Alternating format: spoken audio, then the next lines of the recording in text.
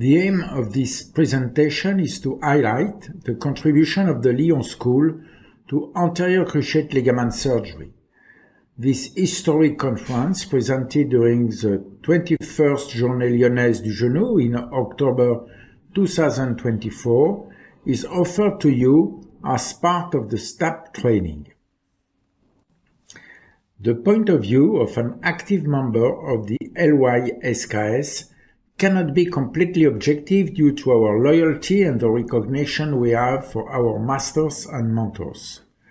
This history, 70 years long, has been largely influenced by our exchange with our French and foreign colleagues over 7 decades and their participation in the clinical work that we are going to report. If pieces of the puzzle were discovered by luck or chance, it was the desire to insert them into coherent reasoning that prevailed. The uncompromising analysis of the insufficiency of our results and even our failures has made it possible to make essential correction in our indications and the techniques that we offer to our patients. This story will allow us to evoke 2 concepts to which we are attached: serendipity and knowledge in the round. The concept of serendipity, dear to Frédéric Dubranat, refers to a notion that many people like. Serendipity is the fact of finding what you were looking for without looking for what you wanted to find. Chance, luck, yes and no. It's not Newton who wants. Likewise, the capacity to be surprised, to question oneself and to question dogmas has been passed down from generation to generation within the LYSKS. 2 examples. When performing a TKA, during the anterior dislocation of the tibia, we noted that an anterolateral structure restrained the anterior tibial translation of the lateral compartment. Dr. Jean-Philippe Vincent carried out an anatomical and histological study confirming that it was indeed a ligament. Pascal Boileau, during the preparation of the 1991 Journée Lyonnaise du Genou, studied the result of the intervention of the combined operation reconstruction of the ACL and HTO proposed in Lyon by Henri Dejour. During this initial presentation in 1991, published in 1994 in Core, he clearly established the link between tibial slope and anterior tibial translation. Michel Bonin's superb work on the tibial slope was rewarded in Stockholm by ESCA in 1992. In knee surgery, we owe Henri Dejour's comprehensive knowledge. It is the ability to approach a situation, a clinical case, within the general pattern of thought and reasoning. If a piece of the puzzle does not find its place, we sometimes have to know how to question our certainties. The coherence of thought, the path proposed by Hamilton in the 2D and 3D representation of the decahedron, illustrates comprehensive knee surgery. Albert Tria, Henri Dejour, and Pierre Chambard are the 3 heroes of this epic. 1969 saw the birth of the ALRM, which became the LYSKS in 2013 under the presidency of Michel Bonin. Since 1971, the date of the first Journée Lyonnaise du Genou, 21 congresses have been organized today. During all the congresses, the anterior cruciate ligament was mentioned.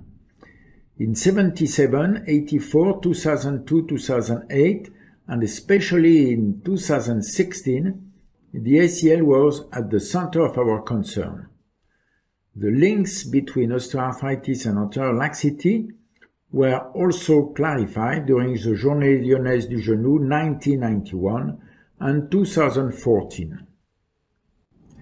It was the Journée Lyonnaise du Genou that set the pace for our scientific activities. The ESCA presidencies of Pierre Chambard and David Dejour, the ESCA et OSSM travel grants have boosted our exchanges and knowledge in the field of anterior cruciate ligament surgery. The arrival in Lyon of the first Congress of the International Knee Society, ISK, in 1979 highlighted the contribution of the Lyonnais School. In this photo, three giants of knee surgery are gathered in Lyon: Don Horacio O'Donoghue, Jack Houston, and Albert Tria. The arrival of the ESACOS Congress in Lyon in 2015 is also a recognition of the work of LYSKS, a desire to return to basics shared by our colleagues around the world. It was Albert Tria who really initiated knee surgery in Lyon, even if in 1927 Tavernier, mentor of Albert Tria, had co-directed the Softcode Symposium Knee Menisci. In the 1950s, sports knee surgery was often limited to intramural meniscectomy, and the ACL was not the center of concern. At the beginning of the 1960s, convinced of the importance of the ACL in athletes, Albert Tria popularized the reinsertion of anterior cruciate ligament and the treatment of anteromedial injury described as unhappy triad by Don O'Donoghue. In 1963, Dr. Jones popularized ACL reconstruction using a patellar tendon transfer, a technique previously perfectly described by Landa in 1937 and illustrated in this book owned by Albert Tria. The distal portion of the patellar tendon was not detached. To ensure good fixation to the femur, the duckbill technique proposed by Ejnar Eriksson was introduced in Lyon. It involved the creation of a compartment at the bottom of the notch, but the graft sometimes remained too short. It was at this same period in 1967 that Lemaire described the jerk test internal rotation, pathognomonic of ACL rupture.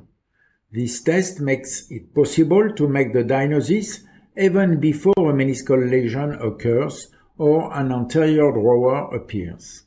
Lemaire developed a lateral extraarticular plasty to avoid this jerk, also called jerk test or pivot shift by North American.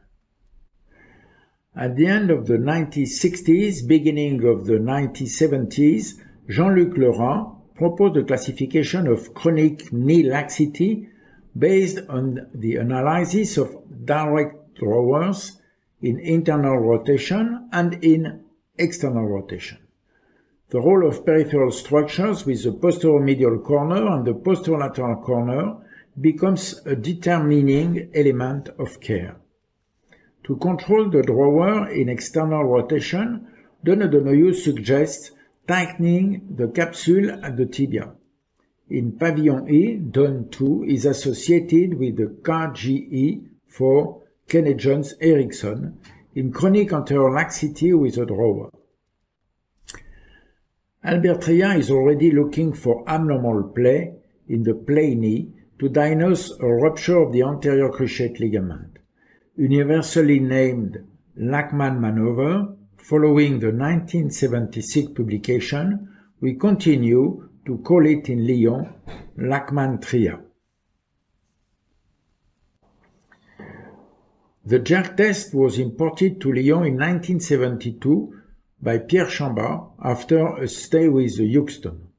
During this period, isolated extraarticular plasty techniques multiplied.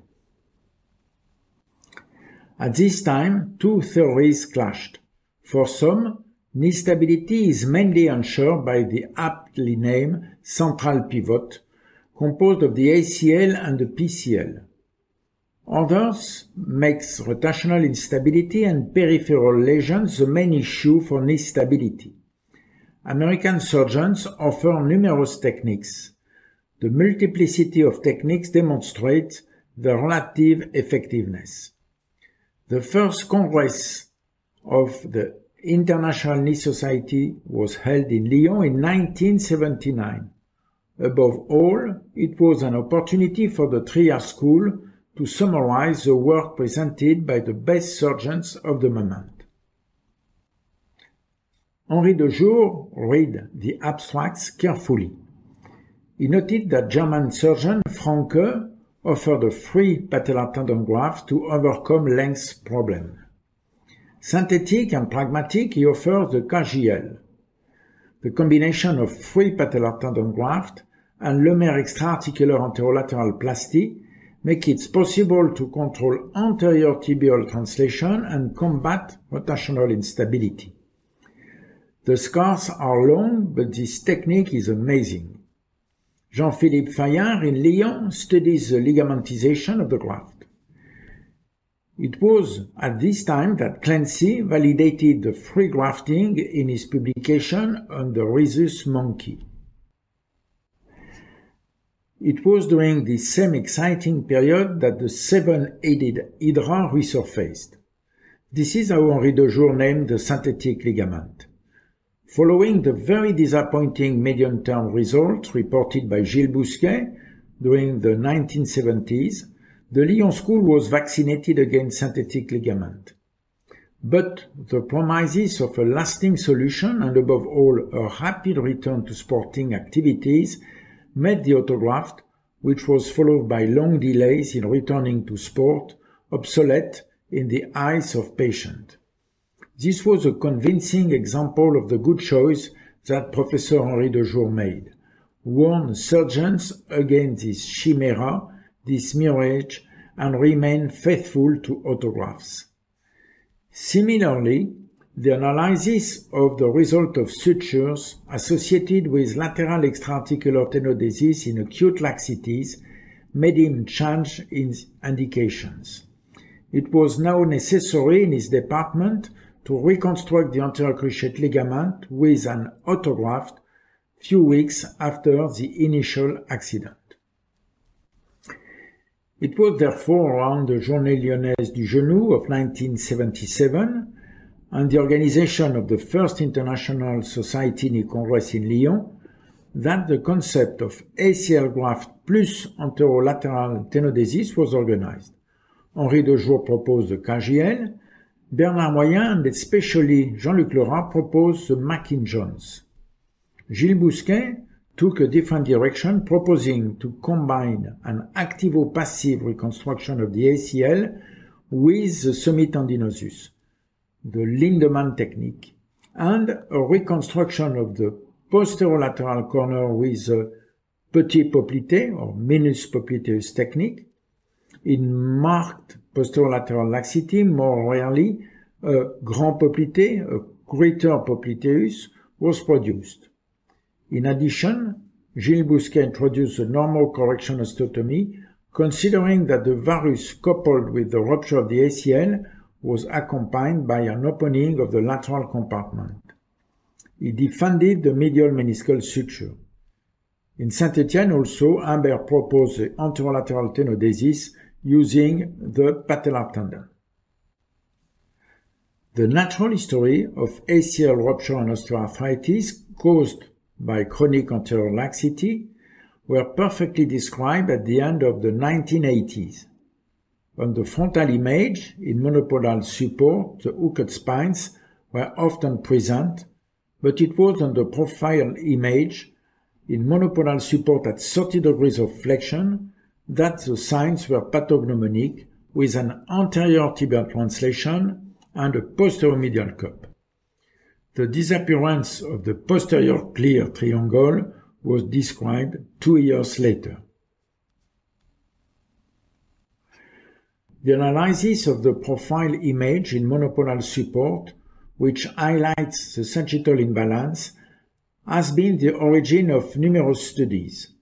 First of all, Gérard Deschamps described the poor results of uniprosthesis in the absence of ACL. A year later, Goodfellow, who used the Oxford prosthesis, reported a comparable experience. The results of isolated intramural meniscectomy performed by Albert Reya in the 1950s and 1960s were the subject of several publications showing that the results at more than 24 years of mean follow-up were mainly a function of the condition of the anterior cruciate ligament. The concept of disease meniscus versus accident meniscus introduced by Gilles Bousquet was also validated by these studies. Little by little, the inseparable character of the trio ACL, meniscus, and cartilage asserted itself. In the same issue of the French journal, that has since become OTSR, in 1988, Henri Dejour and Gilles Walsh reported the results of 251 KGL operated on between 1978 and 1983. The factors favoring the occurrence of osteoarthritis were the presence of radiological degenerative signs before the intervention, a long accident intervention delay, the state of the medial meniscus, and the age at the time of the intervention. These factors were not independent of each other. A very special patient came to challenge this triptych medial meniscus, cartilage, and ligament. She presented with a bilateral congenital absence of the anterior cruciate ligament and the medial meniscus. The medium-term results of the ACL graft associated with a deflection osteotomy was published for the first time in 1990. The anterior tibial translation had been perfectly controlled. During his daily teaching, Henri Dejour showed his students how to look for anterior laxity by practicing the Trier-Lachmann maneuver, but also an original technique to objectify the pivot shift. The Henri Dejour maneuvers involves anterior tibial translation, compression of the lateral compartment during valgus, and then flexion of the knee. There is a sudden recall of the lateral tibial plateau which reduces during flexion in the event of an ACL rupture. This is a jerk. Furthermore, Henri Dejour insisted on the sign of the wave. The knee subluxates and reduces during the same maneuver, then carried out without valgus, with a back and forth movement like waves. In 1993, taking into account these different works, Henri Dejour proposed during the first E4 Congress in Paris this classification of chronic anterior laxity, which his pupils still use in their daily practice. He defined the place of osteotomies on the one hand in pre-osteoarthritis and in the other hand in the sequela of antero-posterior lateral laxity. It was Pascal Boileau who, during the 1991 JDJ, reported the series of tibial valgus osteotomies associated with ACL reconstructions. This series, published in 1994, particularly focused on the direct link between tibial slope and anterior tibial translation, as this diagram from 1991 shows.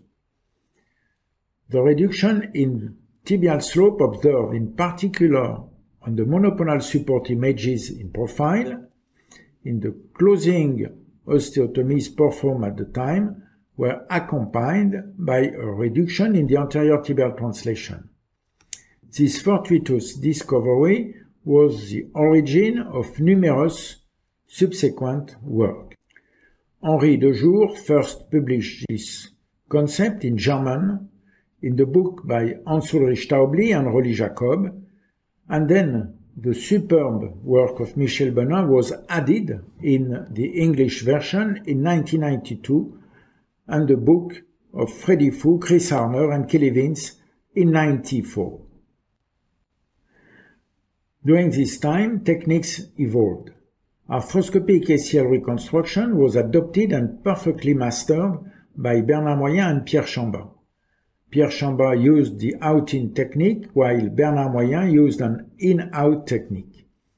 This progress allowed them to operate with the success that you know, from footballers for one, skiers for the other.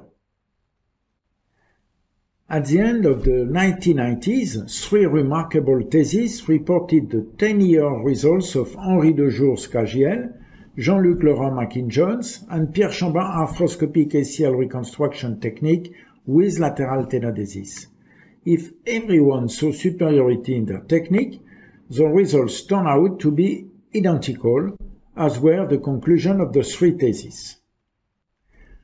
Let's keep in mind these figures, which are the results of this mini meta-analysis. At 10 years, the percentage of grade C and D of radiological medial femorotibial joint narrowing observed according to the ICADC classification is 10% if the medial meniscus is healthy or sutured during the intervention, 20% in case of partial medial meniscectomy, 30% in case of subtotal medial meniscectomy, 60% in case of medial meniscectomy prior to ACL reconstruction. The need to objectively quantify before and after ACL reconstruction has been accompanied by development of different measurements systems. The CATI 1000, then the CATI 2000, the Rollimeter, or later the GNRB, measure global anterior tibial translation. The TELOS, the passive or active radiological Lachman, and now the Porto device have made it possible to measure the respective anterior tibial translation of the medial and lateral compartments. Measuring the translation in the 2 compartments allows the rotation to be defined.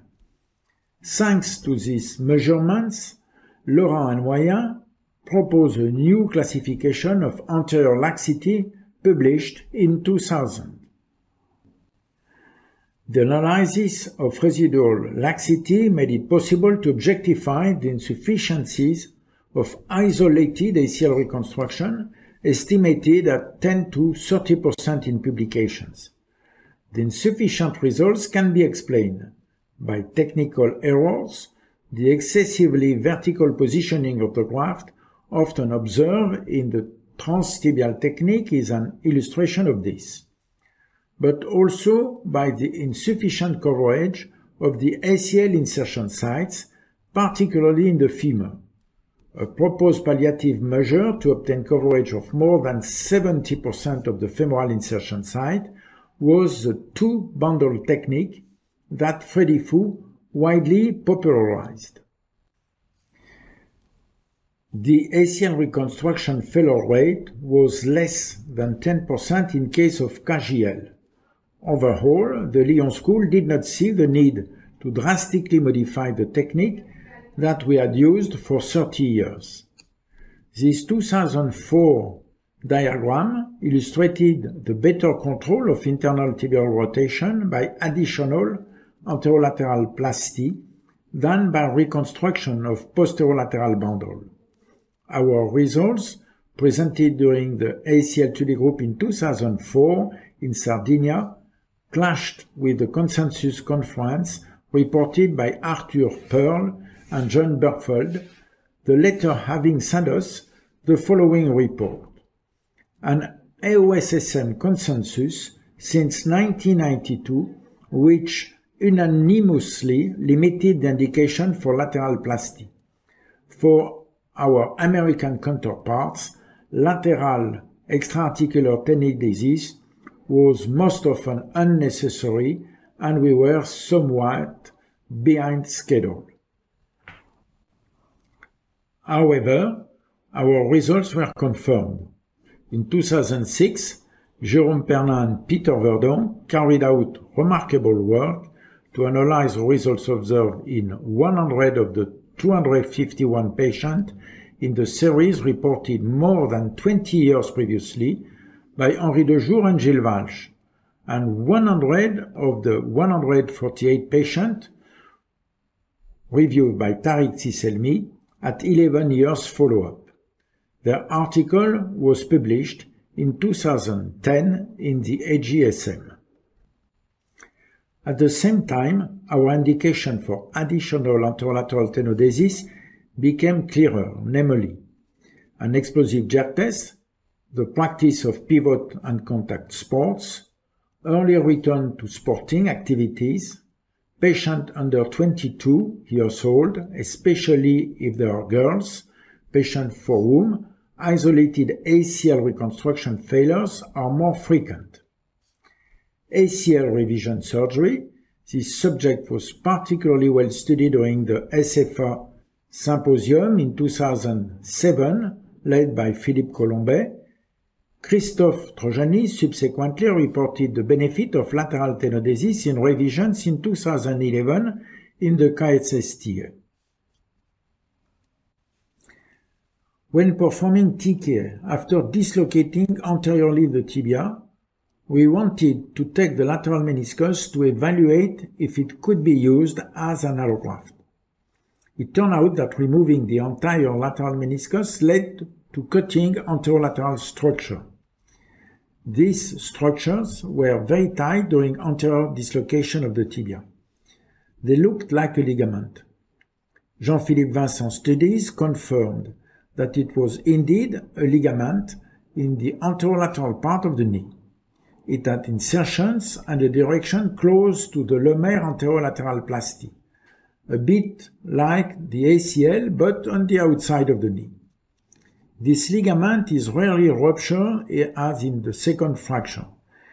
It is not a question of reconstructing an anatomical structure whose biomechanical role has never been well defined.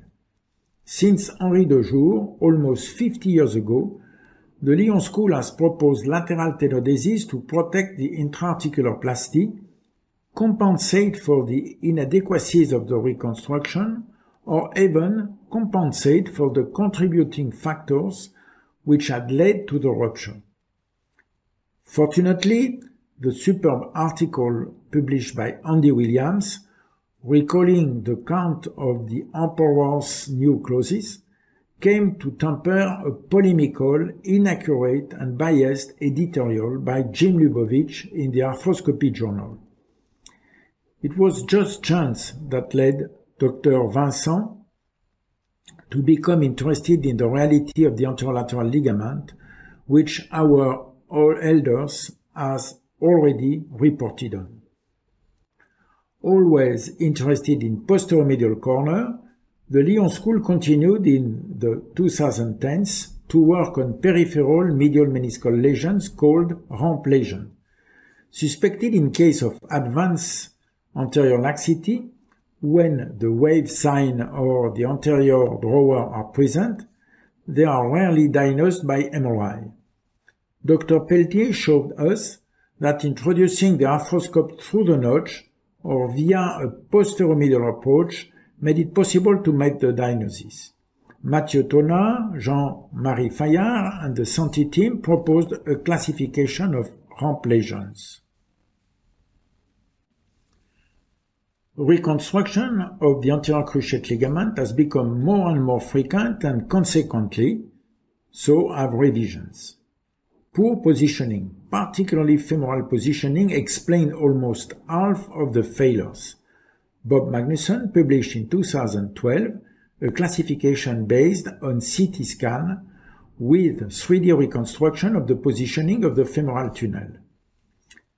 Then, in 2017, Olivier Reynaud, using the same protocol, reported in International Orthopedics that femoral positioning in a department specialized in knee surgery was only optimal in 70% of cases.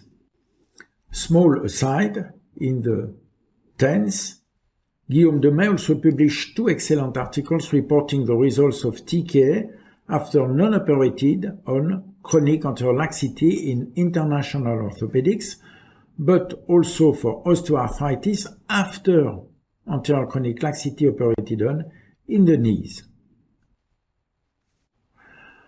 On this simplified presentation, we can understand the main indication of degenerative knee lesions associated with an absence of anterior cruciate ligament, in particular the place of the combined ACL reconstruction plus HTO, the association uni and ACL reconstruction, or even of the total knee prosthesis.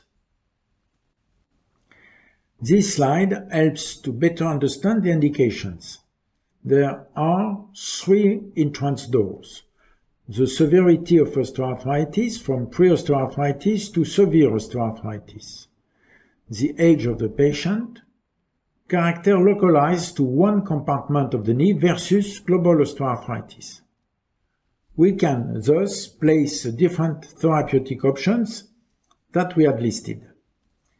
In the presence of prior meniscectomy but without articular narrowing, an ACL graft associated with a Lemaire can be proposed. We have known since the 1980s that in this situation, isolated Lemaire tenodesis gives poorer results. One possibility is the ACL graft combined with a meniscal allograft. In the case of medial pre-femorotibial osteoarthritis, combining an osteotomy allows for extending the indication for ligament reconstruction. In a patient older than 50-55 years who present a complete femorotibial narrowing, the ACL graft makes possible the indication of uni. We do not recommend isolated uni without a competent ACL. The alternative option in case of proven osteoarthritis with an unstable knee and frontal imbalance is an osteotomy associated or not with the Lemaire tenodesis. In patients who are older, who have diffuse osteoarthritis and whose sporting ambitions are limited, knee prosthesis remains the best option. Thus, from generation to generation, the Lyon tradition in knee surgery continues. Tariq Aitsi-Selmi initiated a prospective randomized study in 1998-99 to better understand the role of additional extraarticular tenodesis. He included patients with chronic anterior laxity. 60 patients had isolated ACL reconstruction consisting of BTB graft.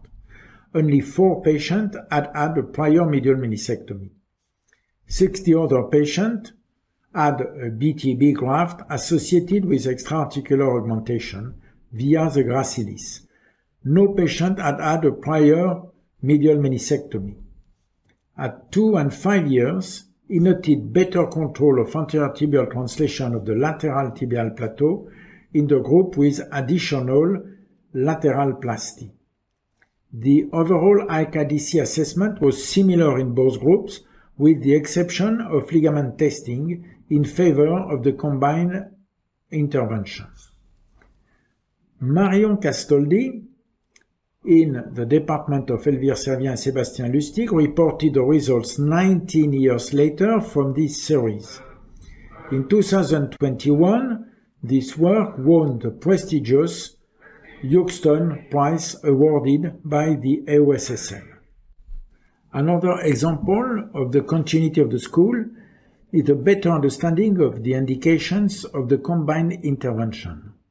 The subsequent series, studied by Nicolas Bonin, included only patients with medial femorotibial pre-osteoarthritis and no longer antero-posterior lateral laxity, and only medial opening osteotomies and ACL graft. Nicolas Bonin studied the results after 10 years and observed that in a third of cases, the patient has resumed sporting activities. The students of yesterday have become the leaders of today. They establish themselves in their respective clinics, creating groups which in turn apply the principle of the school. They publish, participate in the work of LYSKS, its conferences and its webinars like Laurent Buisson and Alban Pinarelli. David Dejour and Guillaume Demer recently reported their experience with tibial slope correction. Following Gérard Gacon, André Ferrara, and Jérémy Cognot looked into alternative ACL reconstruction technique. Finally, I will finish with ACL rehabilitation and Lyon School. Lyon orthopedists have always given a very important place to rehabilitation. This goes back to Amédée Bonnet, who in the 19th century was the promoter of early joint mobilization.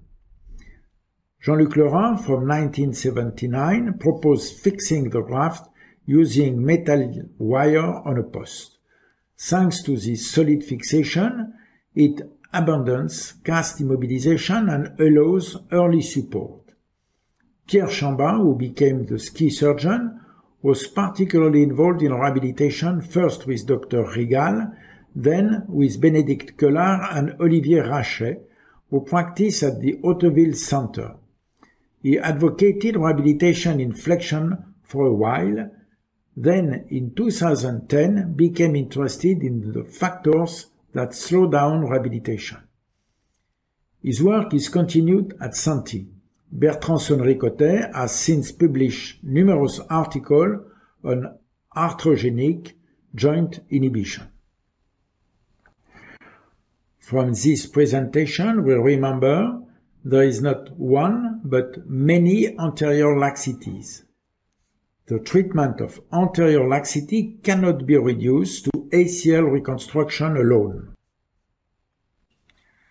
Thus, the LYSKS is a true school, which is not simply the combination of public and private surgeon energies, but a mindset stronger than individualities. It is a place of transmission where we learn from others and where we teach others. Vincent Villa calls this phenomenon the collective brain. Ideas emerge from conferences or on the occasion of the Journée Lyonnaise du Genou, which have always punctuated the life of the school, where everyone can discuss, question the dogmas, and propose a new approach. However, an essential point is that new directions have always been taken, follow the honest and uncompromising analysis of our results.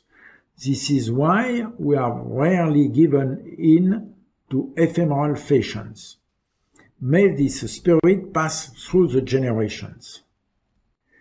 These 7 decades, thanks to the historical and charismatic figures that we have cited, have allowed us to share our experience in the management of chronic anterior laxity. The youngest have always been the school's ambassadors abroad. They reported new techniques. Welcoming fellows or colleagues allow us to update our practice. This is indeed the work of a team, of which you see the most striking figures here. In this year 2024, we saw the departure with immense sadness of Dr. Pierre Chambin, whose name will forever be associated with the anterior cruciate ligament. Dr. Villa, Jean-Marie Fayard and I thank you for following this historical conference on the contribution of the LYSKS to ACL surgery.